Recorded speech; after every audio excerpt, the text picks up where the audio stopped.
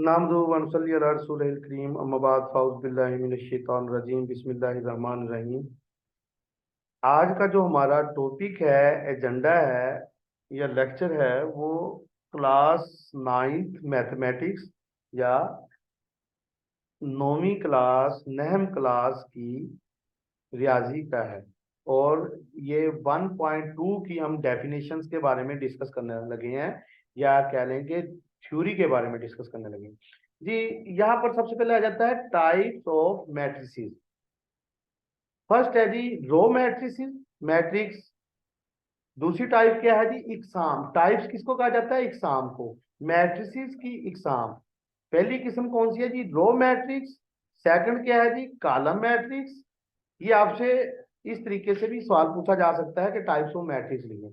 Third क्या है जी? Rectangular matrix. Fourth क्या है जी? Square matrix.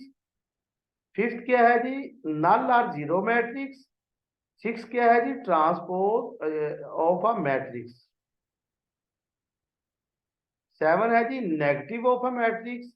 एट है जी सिमेट्रिक मैट्रिक्स। नाइन है स्क्यू सिमेट्रिक मैट्रिक्स।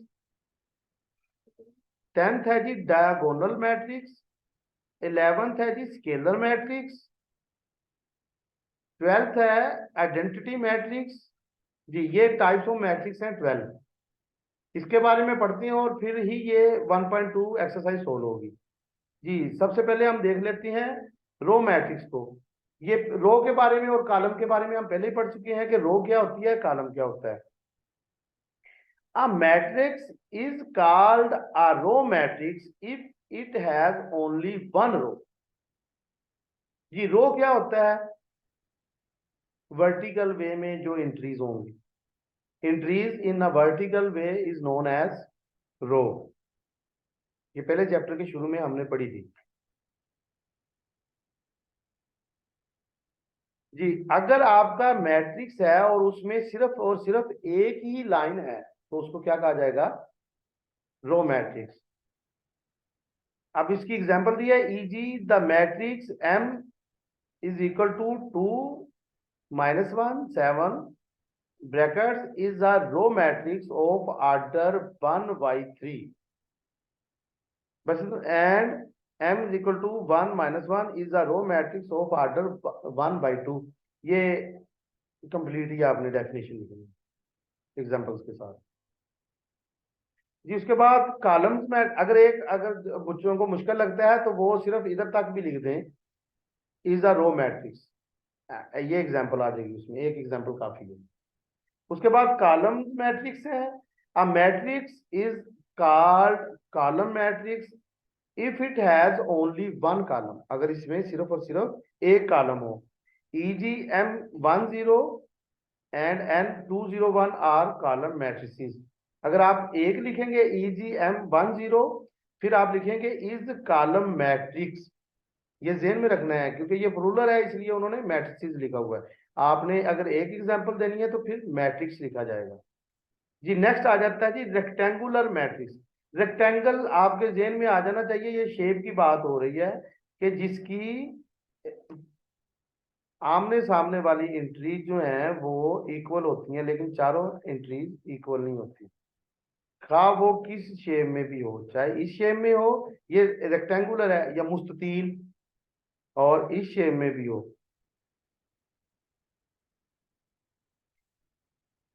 एक मिनट है ना, इससे दूसरा ज्यादा मुनासिब है ये वाला।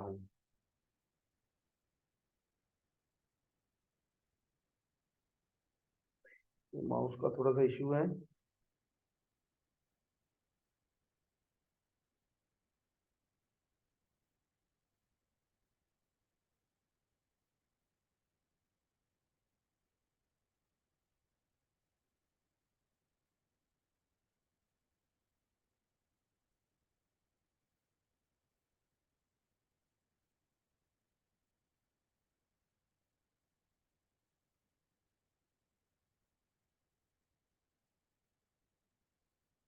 इससे बना लेते हैं डायग्राम।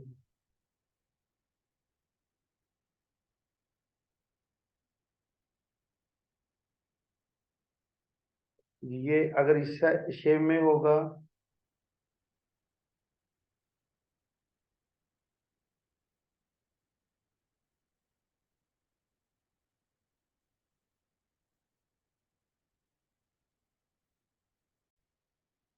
चलिए ये माउस चेंज कर लिया, अब देखते हैं। ये देखिए जो आपकी, देखिए कि रेक्टेंगुलर क्या आ जाता है, जिसकी आमने सामने वाली या फ्रंट वाली जो साइड्स होती हैं वो इक्वल होती हैं। आमने सामने वाली जो इंट्रीज हैं, खा वो हॉरिजेंटली बनी हो रेक्टेंगुलर या वर्टिकल। अब ये पॉसिबिलिटी तब भी होगी अगर आपकी इंट्री जो है वो जो रोज और कॉलम्स हैं वो आपके सेम ना हो। अगर रोज और कॉलम सेम हुए तो आपकी वो क्या होगी, वो शेप जो है वो स्क्वायर टाइप बन जाएगी।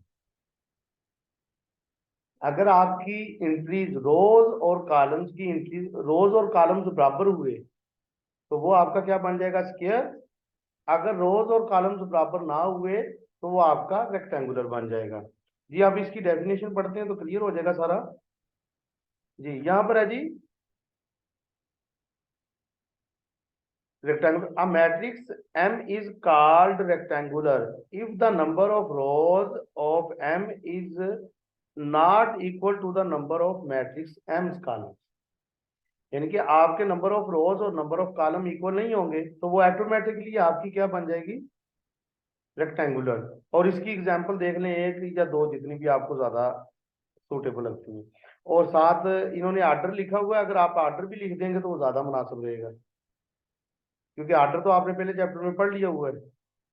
जी उसके बाद नेक्स्ट चलते हैं स्क्वायर मैट्रिक्स की तरफ। स्क्वायर मैट्रिक्स का भी आपका कंसेप्ट क्लियर है, आप रीडिंग इसकी करनी है। A matrix is called a square matrix if its number of rows is equal to its number of columns।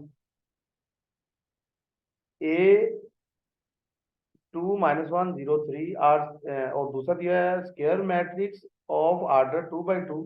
कितना लिख देंगे, काफी है। अगर दोनों लिखना चाहते हैं तो ज्यादा मुनासिब है। जी नेक्स्ट आ जाता है null or zero matrix. Null or zero, zero से जाहिर हो रहा है, नल का मतलब भी जीरो ही होता है। कहता है matrix, matrix is called null or zero matrix if each of its entry is zero. अगर इसकी सारी, ईच अकेला, हर एक, ईच का मतलब क्या होता है, हर एक, अगर हर एक एंट्री क्या होगी, जीरो होगी। अब वो देखें, चाहे वो ये 2 by 2 ऑर्डर का है, या ये कह लें 1 by 2 का है, या 2 by 1 का है, या ये कह लें 2 by 3 का है, या 3 by 3 का, कोई भी ऑर्डर का कॉलम है, लेकिन सारी की सारी एंट्री जीरो होना जरूरी है, फिर उसको क्या कहा जाएगा, नल और जीरो मैट्रिक्स। उसके बाद आ जाता है transpose. Transpose of a matrix. A matrix is of matrix obtained by interchanging the rows into columns or columns into rows of a matrix is called transpose of that matrix। Interchanging, जी सबसे पहले transpose का लफ्जी मतलब लिख लें। Transpose का मतलब होता है मुंतकिल।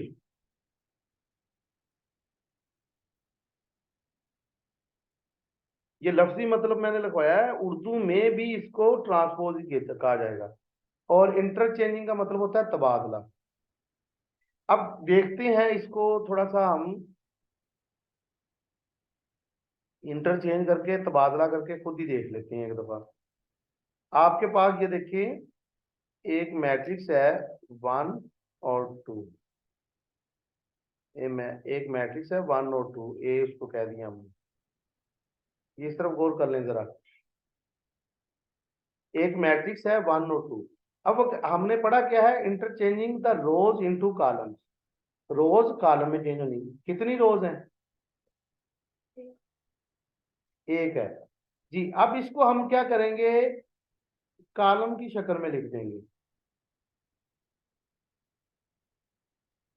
क्लियर हो गया, रोज को कॉलम में चेंज कर देंगे। फिर दूसरा कहता है कॉलम्स इनटू रोज।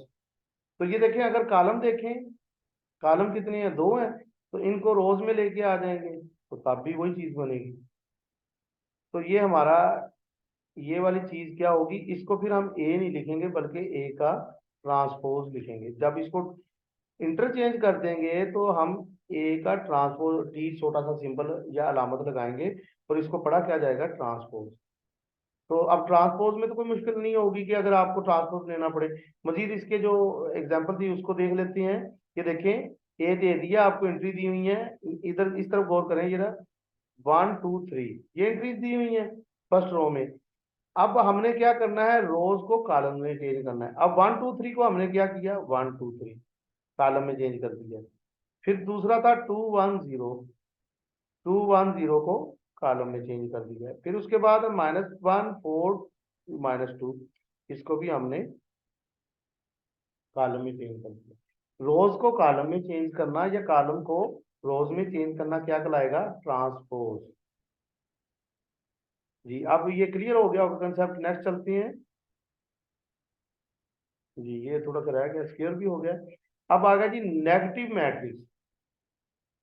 नेगेटिव मैट्रिक्स क्या होगा, let A B a matrix, एक मैट्रिक्स है फर्ज कर ले, then its negative -a is obtained by changing the signs of all the entries। Changing the sign, changing का मतलब भी तब्दील करना होता है, बदलना होता है। तो हम क्या करेंगे, ऑल इंट्रीज, जितनी भी इंट्रीज हैं उनकी अलामतें चेंज कर देंगे। जब उनकी अलामतें चेंज कर देंगे तो क्या हो जाएगा, वो उसका नेगेटिव बन जाएगा। ये देखें जी, इसके इधर से ही गौर कर लें जरा। 1 है, जिस डिजिट के साथ कोई भी अलामत नहीं होती वो कौन सी अलामत कंसीडर की जाती, प्लस की। अब 1 जो है ये प्लस का है, तो हमने जब माइनस ए निकालना है तो ये माइनस का हो जाएगा। 1 क्या हो जाएगा, माइनस। 2 किस चीज का है, माइनस का है। तो हमने क्या पढ़ा है, चेंजिंग द साइन। ये माइनस का था तो ये क्या हो जाएगा, प्लस का। 3 क्या है, प्लस का है, ये माइनस का हो जाएगा। 4 प्लस का है, माइनस का हो जाएगा। नेगेटिव ऑफ अ मैट्रिक्स क्या है, changing the symbols or sign, changing the sign of all entries, तमाम इंट्रीज का। अगर वो माइनस है तो प्लस कर देंगे, प्लस है तो माइनस कर देंगे जी। नेक्स्ट आ जाते हैं सिमेट्रिक मैट्रिक्स।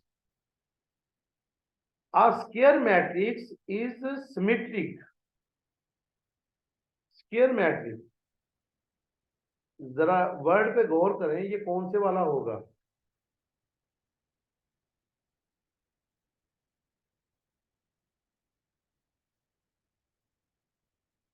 स्क्वायर अभी हमने पढ़े हैं रेक्टेंगुलर मैट्रिक्स और स्क्वायर मैट्रिक्स।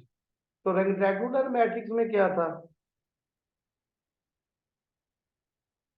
कि लाइन और रो इक्वल नहीं होगी, और स्क्वायर मैट्रिक्स में क्या था, नंबर ऑफ रोज और लाइंस इक्वल होंगी। तो आपको कह रहा है कि स्क्वायर मैट्रिक्स ऐसा मैट्रिक्स जिसकी लाइंस और रोज इक्वल हैं इज सिमेट्रिक, उसको सिमेट्रिक कहा जाएगा इफ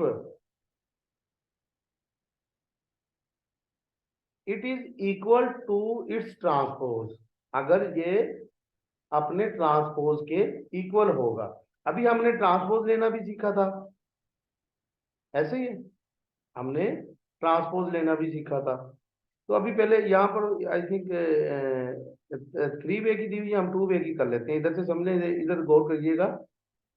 ये हमारे पास है 1 2 और 1 2, ये एक मैट्रिक्स है आपके पास। तो मैं थोड़ा सा क्लियर करके ऊपर बना देता हूँ, या इधर से व्हाइट बोर्ड ले लेते हैं। आपके पास एक मैट्रिक्स है 1 2 और 2 1, ये एक मैट्रिक्स है आपके पास। जब हम इस चीज को, इस लाइन को कॉलम बनाएंगे तो क्या होगा, 1 2, और जब इसको बनाएंगे तो 2 1। अब ये देखें, पहली एंट्री पहले के इक्वल है, दूसरी एंट्री दूसरे के इक्वल है, तीसरी एंट्री तीसरे के इक्वल है, चौथी एंट्री चौथे के इक्वल है। अब इसको हमने फर्ज किया था कि ये ए मैट्रिक्स है और ये हमने लिया ए का ट्रांसपोज। तो ए का जब एक स्क्वायर मैट्रिक्स था, नंबर ऑफ रोज और कॉलम इक्वल थे, जब हमने इसका ट्रांसपोज लिया तो इंक्रीज फिर सेम की सेम रही। जब ऐसी कंडीशन बन जाएगी तो उसे हम क्या कहेंगे, सिमेट्रिक मैट्रिक्स।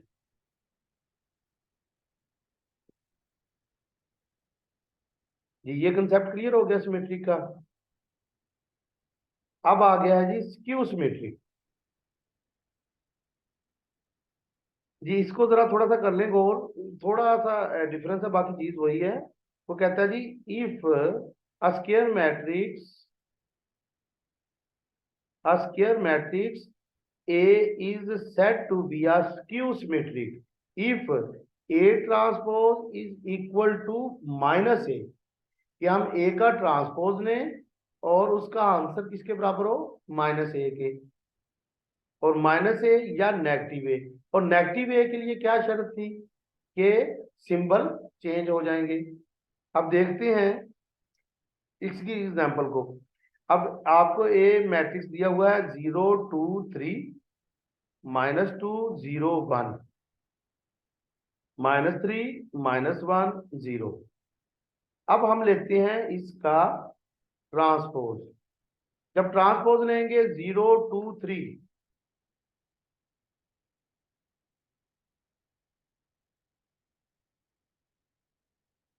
ये 0 2 3, इसका हमने क्या बनाना है, रो।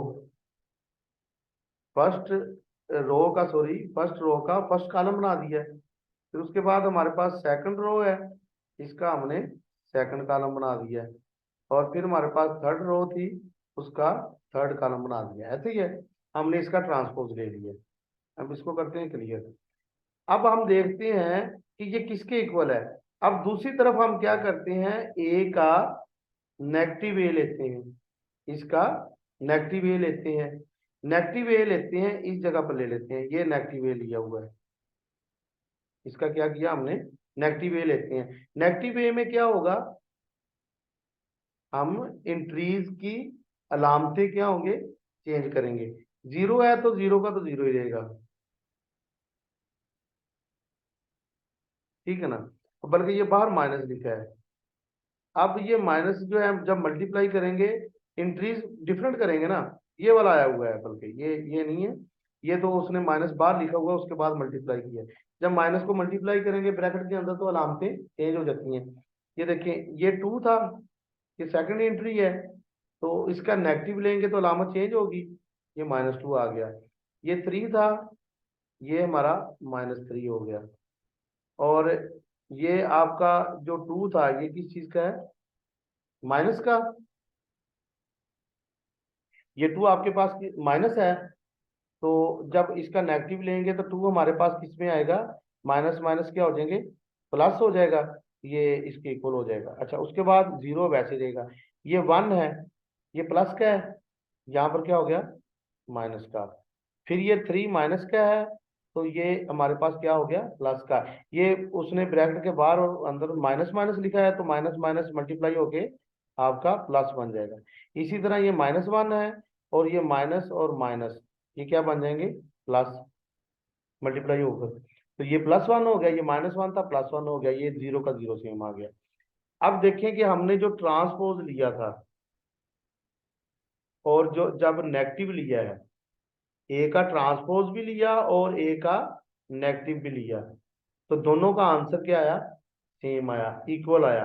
तो इस तरह की कंडीशन बन जाए तो उसको क्या कहेंगे, स्क्यू सिमेट्रिक। अब इसकी सिंपल डेफिनेशन दोबारा से रिकॉल करते हैं तो फिर समझ आ जाएगी। कहता है यह square matrix A is said to be skew symmetric if A transpose, अगर ए का ट्रांसपोज लिया जाए वो इक्वल हो नेगेटिव ए। क्लियर है। अब आ गया जी डायगोनल।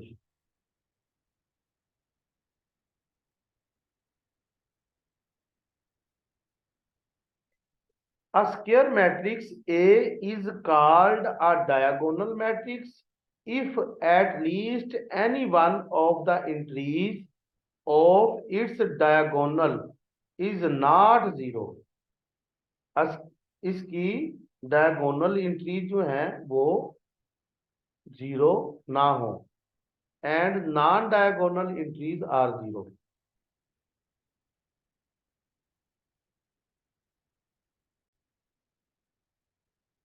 जी, डायगोनल में देख लें कि ये डायगोनल कहा जाता है उख्तरन। ये मैं लिख देता हूँ लफ्ज,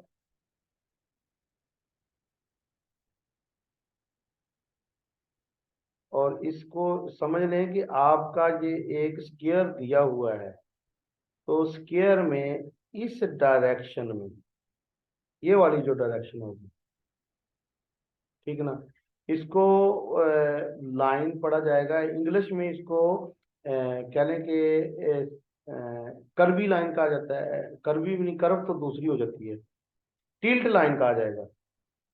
हाँ, टिल्ट, टेढ़ी।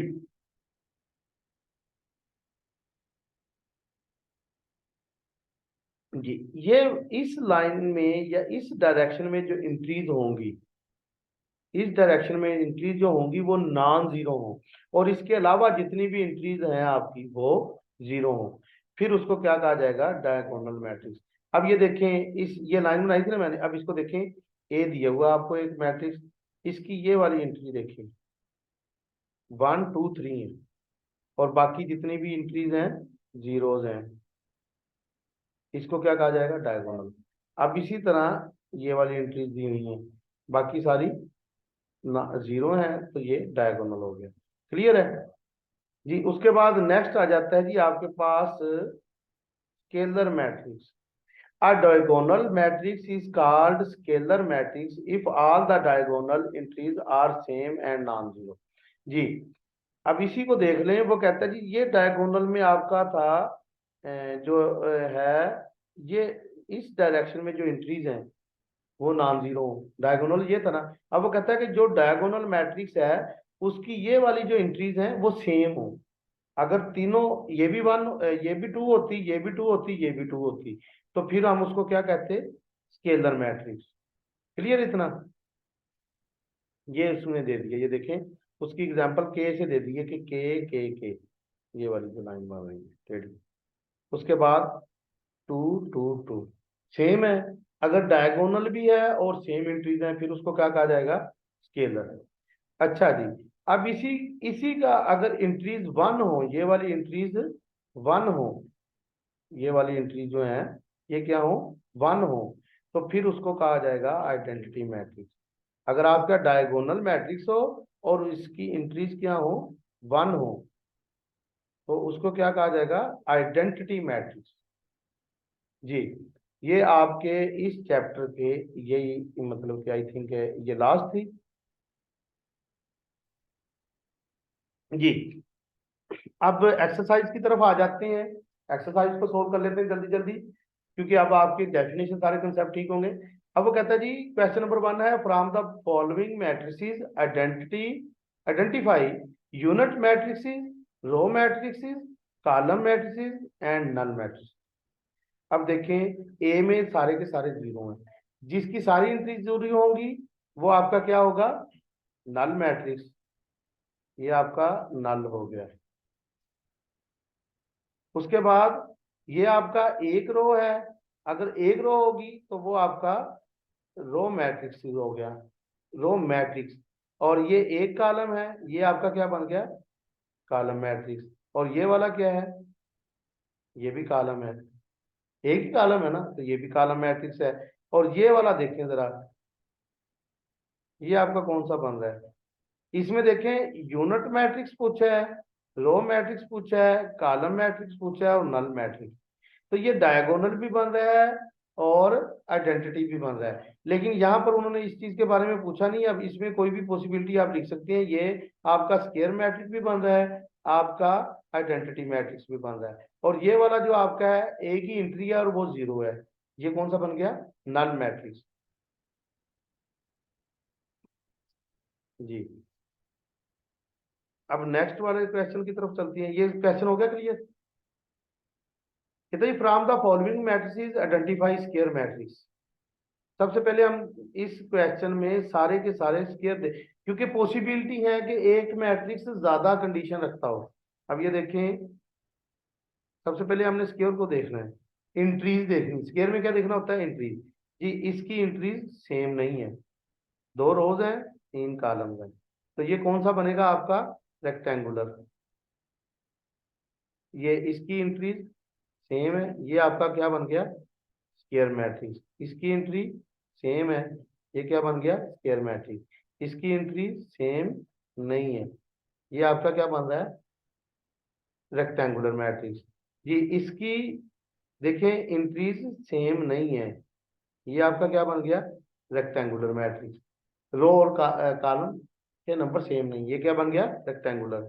उसके बाद देख लें, इसकी भी एंट्री सेम नहीं है, एक कॉलम है 3 रोज है, नंबर ऑफ रोज और कॉलम बराबर नहीं है, तो ये क्या बन गया आपका? रेक्टेंगुलर।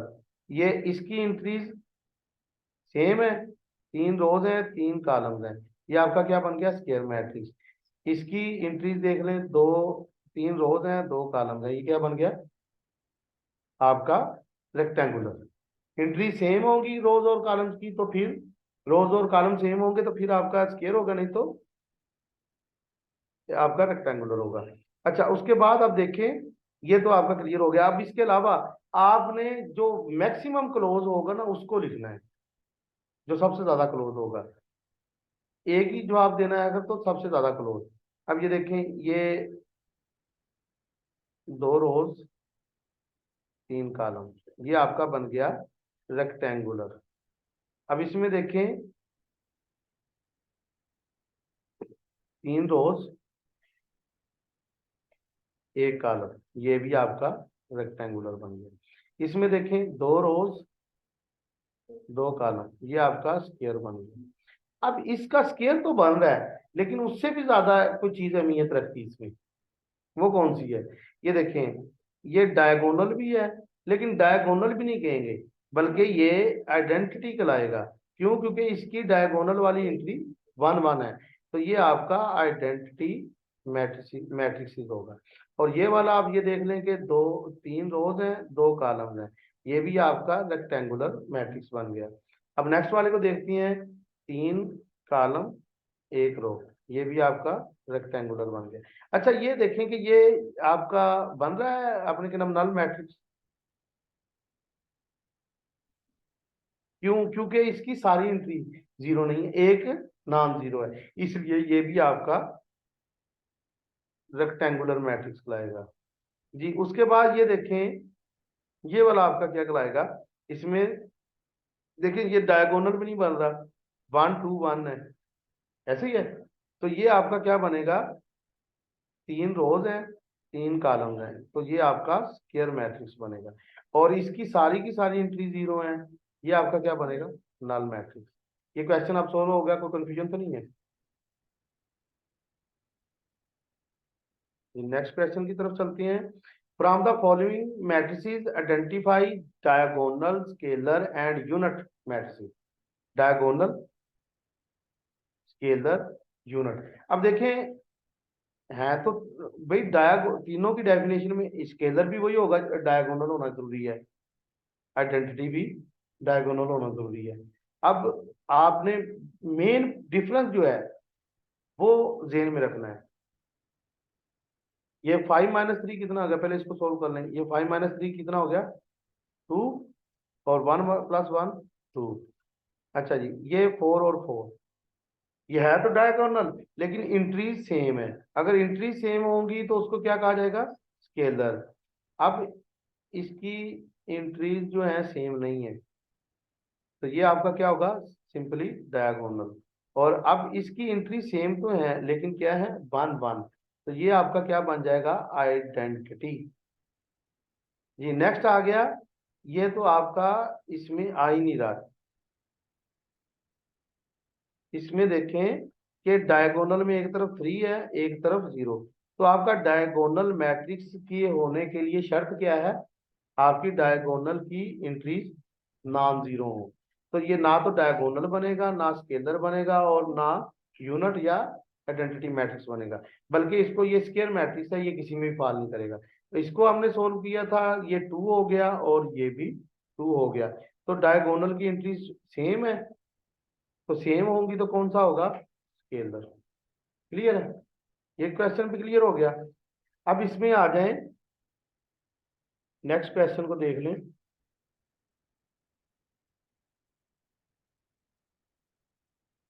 नेक्स्ट क्वेश्चन की तरफ आते हैं। Find negative of matrices A B C D and E. इसके नेगेटिव फाइंड आउट करने हैं। तो नेगेटिव के लिए क्या था, आपकी इंट्रीज के की अलामतें, आपकी इंट्रीज की अलामतें। अब नेगेटिव में देखिए जी, नेगेटिव मैट्रिक्स निकालना है तो हम क्या करते हैं, सिंपल सा इधर ही सोल्व कर लेते हैं। हमने क्या करना होता है, साइन चेंज करने हैं। तो ये 1 प्लस का है, तो अगर हमने इसका माइनस निकालना है तो ये अलामत माइनस की हो जाएगी, जीरो के साथ कोई भी अलामत नहीं आती, ये प्लस की हो जाएगी। ये आपका माइनस ही आ गया, ये इसका आंसर है। इसी तरह बी का माइनस निकालना है, तो ये अलामत माइनस हो जाएगी, ये प्लस हो जाएगी, ये माइनस हो जाएगी, ये भी माइनस हो जाएगी, ये बी नेगेटिव बी। इसी तरह नेगेटिव सी निकालना है, तो ये भी अलामत माइनस हो जाएगी, ये भी हो जाएगी, ये भी माइनस हो जाएगी, ये भी हो जाएगी। इसी तरह माइनस डी निकालना है, तो सिंपल चेंज होंगे, ये माइनस का था प्लस का हो जाएगा, ये माइनस का हो जाएगा, ये प्लस का हो जाएगा, ये भी माइनस का हो जाएगा। इसी तरह माइनस ई अगर निकालना है, तो ये माइनस का हो जाएगा, ये प्लस का हो जाएगा, ये माइनस का हो जाएगा, ये भी माइनस का हो जाएगा। अब वो कहते हैं जी find the transpose of each of the following.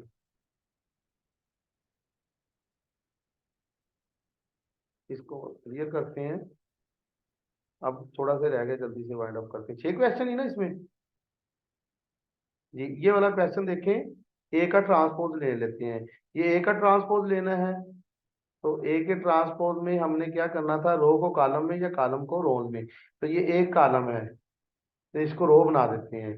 तो ए का ट्रांसपोज किस तरह आ जाएगा, इज इक्वल टू, इसका जो आंसर बनेगा 0 1 -2, ये आंसर है। इसी तरह ये वाले जो है बी, बी का जो ट्रांसपोज लेंगे, ये आपके पास क्या बन जाएगा, 5 1 -6। क्लियर हो गया जी। उसके बाद नेक्स्ट वाले क्वेश्चन को देख लेंगे, सी वाले का ट्रांसपोज लेंगे, तो ये हमारे पास क्या हो जाएगा, ये एक कॉलम है, इसको 1 2 3 2 -1 और 0, ये आपका सी का ट्रांसपोज आ जाएगा। कर लेंगे, अभी ये नेक्स्ट करवा दूंगा, या समझ आ गई इसको, हो जाएगा। चले ठीक है। अब इसमें नेक्स्ट क्वेश्चन है कि verify that if A and B then A का ट्रांसपोज फिर उसका ट्रांसपोज। ये देखिए, पहले हम इस क्वेश्चन को करते हैं, एक मैं करवा देता हूँ, एक आप खुद कर लेंगे, समझ आ जाएगी। ए का ट्रांसपोज लेना है सबसे पहले हमने, वो क्या हो जाएगा, 1 2 0 1, यानी कि ये 1 2 को हमने रो को कॉलम बना दिया है, फिर 0 1 को कॉलम बना दिया है, रो को, ये आ गया। अब फिर हमने एक स्टेप और करना है, ए के ट्रांसपोज का फिर से ट्रांसपोज लेना है। ये यही क्वेश्चन है ना, ए का ट्रांसपोज देन ट्रांस, जब फिर से ट्रांसपोज लेंगे तो फिर देखें, फिर आपकी जो ये रो है फिर से कॉलम बन जाएगी, 1 0 2 1। तो ये आपकी आ गई लेफ्ट हैंड साइड। अब देखें कि आपको उन्होंने क्या कहा है कि ए का ट्रांसपोज फिर ट्रांसपोज किसके इक्वल है, ए के। अब आपका ए का ट्रांसपोज लिया आपने, फिर उसका ट्रांसपोज लिया, तो आपके पास क्या है, ये इंट्रियां 1 2 0 1। अब वो कहता है जी देखिए, ए के इक्वल है कि नहीं है, पहली एंट्री ए की क्या है, 1, इसकी भी 1 है, इसकी 2 है, इसकी भी 2 है, इसकी 0 है, इसकी भी 0, इसकी 1 है, इसकी भी 1 है। तो आपका सिंपली ये इस तरह करने के बाद आपने क्या करना है, आंसर लिख देना है कि left hand side is equal to right hand side.